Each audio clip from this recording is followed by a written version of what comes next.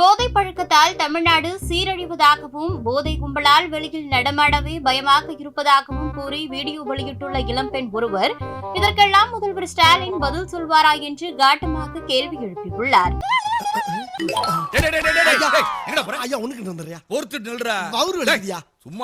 தமிழ்நாடுக்கு இப்ப போதைப் பொருளோட தலைநகரம் அப்படிங்கிற பேரு கிடைச்சிருக்கு. இதான்டா திமுக, இதான் திமுக மறந்துடாத. திராவிட மாடல்னா என்னன்னு கேக்குறவங்களுக்கு இதுதான் பதில். எப்படின்னு பார்த்தோம்னா, சென்னையில எம்ஜிஆர் நகர்ல கிட்டத்தட்ட 200க்கும் மேற்பட்ட போதைப் பொருள் டேப்லெட்ஸ் பிடிபட்டிருக்காங்க. 4 பேர் அரெஸ்ட் ஆயிருக்காங்க. கிளம்ப வேண்டியதானே, அதான் துப்பிட்டில போக வேண்டியதானே. அது மட்டும் இல்லாம மன்னார்குடியில பட்ட பகல்னு கூட பார்க்காம ஜிஹெச்ல போயிட்டு நோயாளுக்கு தொந்தரவு கொடுக்கற மாதிரி அங்குள்ள நர்ஸ் எல்லாத்தையும் பயம்படுத்தி போதையில அட்டகாசம் பண்ணிருக்காரு ஒருத்தர். புத்தூர்ல ரேஷன் கடை நிர்வாகி ஒருத்தர் பட்ட பகல்ல மது அருந்துட்டு ரேஷன் கடையில படுத்து தூங்கி இருக்காரு. ஈரோட்ல தலவாடியில கர்ப்பிணின்னு கூட பார்க்காம சொந்த மனைவியை போதையில அடிச்சு கொலை பண்ணிருக்காரு ஒருத்தர். தமிழ்நாட்டுல தினம் நியூஸ் சேனல்ல போதை பொருளால நடந்த கிரைம்ஸ்க்கு பஞ்சமே இல்லாம எவ்ரிடே ஹெட்லைன்ஸ்ல தமிழ் நியூஸ்ல பிளாஷ் ஆயிட்டே தான் இருக்குது.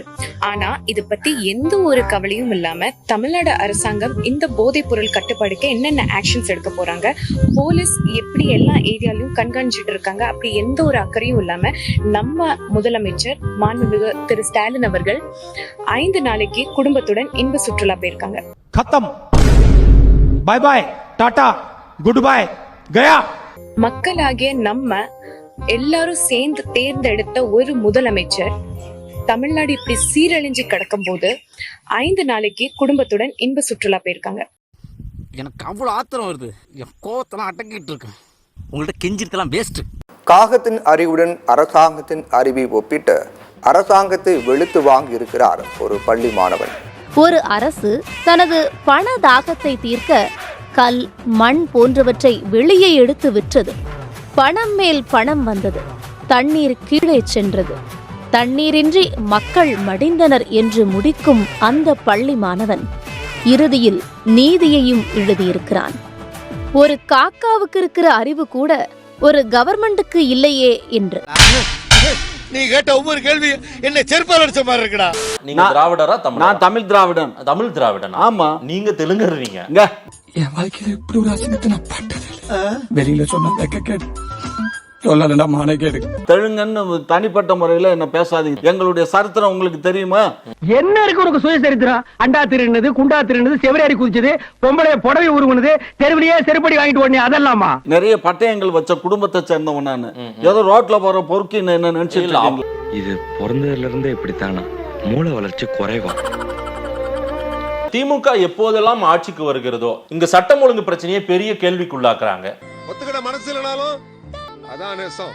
தமிழ்நாட்டுல போதை கலாச்சாரம் ரொம்ப தலைவிரித்தாடுது. இதற்கு இந்த அரசாங்கம் தான் காரணம். காலங்காத்தால உனக்கு குறவழி வரைக்கும் சோத்த போட்டு வண்டியில ஏத்திட்டு வந்ததுக்கு உன்னால என்ன பண்ண முடியுமோ அதை பண்ணிட்டேன். திமுகவினுடைய கவுன்சிலர்கள், அதே போல திமுகவினுடைய அதிகார மையத்தில் இருக்கிறவங்க எல்லாம் அதிகாரிகளை போய் மிரட்டுறது, கையை நீட்டி அடிக்கிறது. யாரையும் அடிக்க மாட்டாங்க. அடிச்சிருக்காங்களே. விழுப்புரம் மாவட்டம் ராஜீவ்காந்தின்ற திமுக கவுன்சிலர் ஒரு கலெக்டர் சாந்தின்றவங்களை தாக்கி இருக்காங்க, கன்னத்துல அறிஞ்சிருக்காரு. இந்த தைரியம் எங்க இருந்து வருது திமுக காரங்களுக்கு? தப்பு இல்லையா? அது அவங்களுக்குள்ள பர்சனல் மோட்டிவேஷன். இது என்னங்க? இது அதிகாரிகளை போய் கை வைக்கிறது தப்பு இல்லையா? அவங்களுடைய தனிப்பட்ட பிரச்சனையா இருக்கும். 4 வீடு வாங்கி திங்கிற நாய்க்கு பாலமே பாரு, பேச்ச பாரு, சொல்ல பாரு, ஏகத்தாளத்தை பாரு, லோலாய்த்தனத்தை பாரு, வந்தனா கூறுக்கலாட்டி மிதிச்சு போடுவேன். ஒரு நகராட்சி கமிஷனரை திமுக நகர செயலாளர் ஒருத்தர் கடுமையா மிரட்டுறாரு போயிட்டு.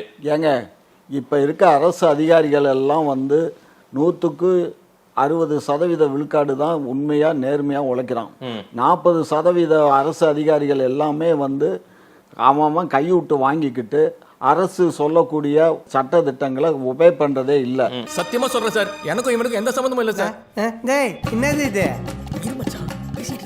இந்த மாதிரி ஒரு போக்கு எல்லாம் தமிழ்நாடு முதலமைச்சர் கண்டிப்பாரா இல்லையா சார்? 100க்கு 100 கண்டிப்பாரு. இந்த செய்தி வந்த உடனே கட்டிங் போயிடும் அவருக்கு. கட்டிங் போன உடனே அதெல்லாம் பார்த்துட்டு இதுக்குன்னு 4-5 பேர் இருக்காங்க. எடுத்து அவருக்கு முதல்வருக்கு கட்டிங்னா பேப்பர் கட்டிங்கா? Paper cutting. சரி. நக்கல்யா அவனுக்கு. உதயநிதி பிரச்சாரம் உங்களுக்கு எந்த அளவுக்கு ஒரு பெரிய அளவுக்கான லாபத்தை கொடுத்தது, எந்த அளவுக்கு ஒரு பலத்தை கொடுத்தது திமுகவுக்கு? ஏங்க வருங்கால எங்க கட்சியினுடைய தூண் அவரு. வழக்கமான அந்த செங்கலையை தான் வச்சிட்டு இருக்காரு இன்னமும். நண்பர்களே வேற ஒண்ணு இல்ல, என்னடாச்சுன்னா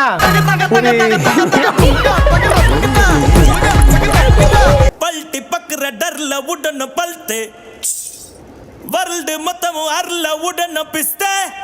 வேர்ல்டு மொத்தத்தையும் அரள விடுறதுக்கு கடின உழைப்போ இல்ல விடாமுயற்சியோ தேவையே இல்லை. என்னடா சொல்ற? வெறும் போட்டோஷாப் கத்துக்கிட்டாலே போதும்னு உழைக்கும் வர்க்கத்துக்கே ஒரு உன்னத தத்துவத்தை சொல்லி கொடுத்தது மட்டும் இல்லாம அது மூலமா உண்மையிலேயே உலக ஃபேமஸ் ஆயிருக்காங்க நம்ம ஊபிஸ். as a token of appreciation give them a huge நமக்கு தான் வரல விட்டுடுங்க. ஊபிஸ்க்காக எல்லாரும் ஜோரா ஒரு தடவை கை தட்டுங்கோ. அதெல்லாம் தட்ட முடியாது. ரைட் விடு. உலக புகழ் அடைகிற அளவுக்கு அப்படி என்னடா பண்ணிருக்கீங்கன்னு கேக்குறீங்களா? நான் உன்னை கேட்கவே இல்லை. நீங்க கேட்காதனால நான் சொல்லுவேன். 2012 இருந்து 2016 வரை ஐநா சபையோட துணை பொதுச் செயலாளர் இருந்த ஜான் எலியசன் அவர் எழுதின நான் வியந்த அரசியல் தலைவர்கள் அப்படிங்கிற ஒரு புத்தகத்துல எங்க தளபதி ஸ்டாலினை பத்தி ரொம்ப உயர்வா எழுதியிருக்காரு. என்ன எழுதியிருக்காரு தெரியுமா? என்னையா ஓவரா பேசுறானே தவிர பாம்ப வெளிய விட மாட்டேங்கிறானே. நான் வியந்த அரசியல் ஆளுமைகளில் தளபதியும் ஒருவர். தொடர்ந்து 1 மணி நேரம் என்னிடம் மக்கள் பிரச்சனைகள் பத்தியே பேசினாரு.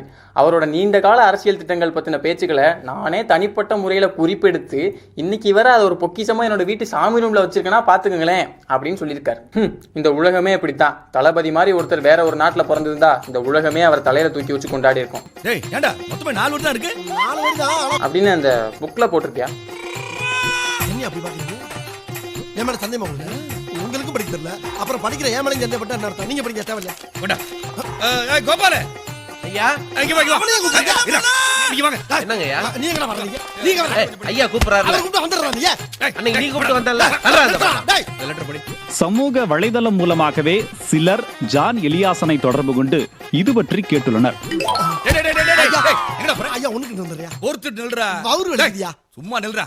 அதை கேட்டு அதிர்ச்சி அடைந்த ஜான் எலியாசன் அது ஒரு புரளி என்றும் அதில் உள்ள பல விஷயங்கள் செயற்கையாக தயாரிக்கப்பட்டவையாக இருப்பதாகவும் தன் ட்விட்டர் பக்கத்தில் மறுப்பு தெரிவித்துள்ளார்.